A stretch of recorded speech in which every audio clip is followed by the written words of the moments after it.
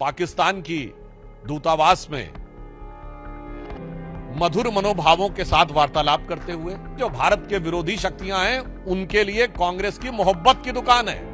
कांग्रेस के वरिष्ठ नेता और लोकसभा में उपनेता श्री गौरव गोगोई का जिस प्रकार के जॉर्ज सोरस के इस फाउंडेशन के साथ कनेक्शन नजर आता है, पाकिस्तान की एम्बेसी में उनकी बातचीत की फोटो, पाकिस्तान की दूतावास में मधुर मनोभावों के साथ वार्तालाप करते हुए और भारत में आकर भारतीय सेना, भारतीय वायुसेना, भारतीय अर्धसैनिक बलों के विरुद्ध कटुतापूर्ण शब्दों का इजहार करते हुए ये बातें अब बहुत साफ दिखाई पड़ती हैं कि देश के ऊपर आघात करने के एजेंडा बहुत साफ है कि विदेशी शक्तियों के लिए जो भारत के विरोधी शक्तियां हैं उनके लिए कांग्रेस की मोहब्बत की दुकान है, जिसमें मोहब्बत सोरस से भी है,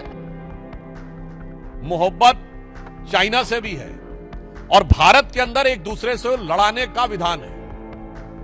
याद करिए, ये कहते हैं उत्तर और दक्षिण को लड़ाओ।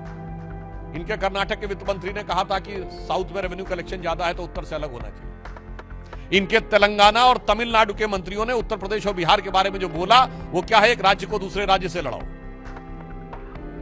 उसके बाद भाषाओं को आपस में लड़ाओ, तमिल और हिंदी को लड़ाओ, फिर मराठी और बिहारी को लड़ाओ, फिर भाषा पे लड़ाओ, प्रांत पे लड़ाओ, क्षेत्र पे लड़ाओ और उसके बाद जातियों में लड़ाओ,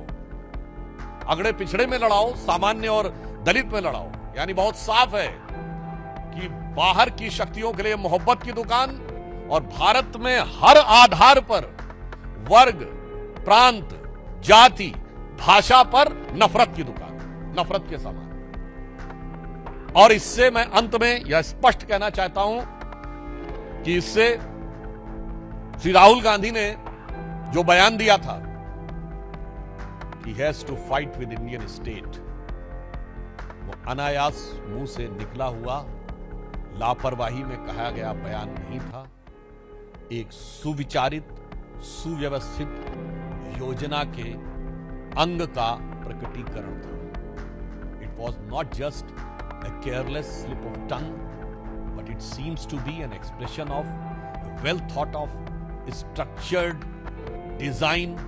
that how to demean and damage the India's strength and sovereignty। इसलिए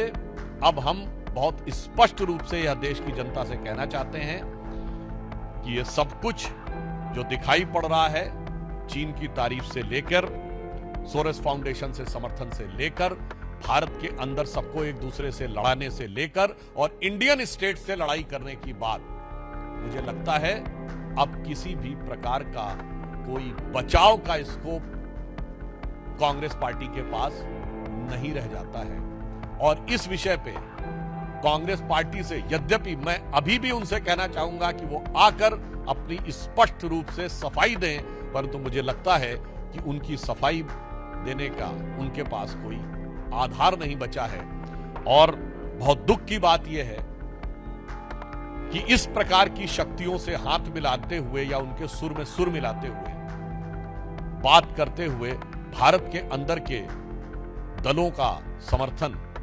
हर राष्ट्रभक्त को बहुत पीड़ा देता है और उसके साथ गंभीर प्रश्न भी उठाता हुआ प्रतीत होता है।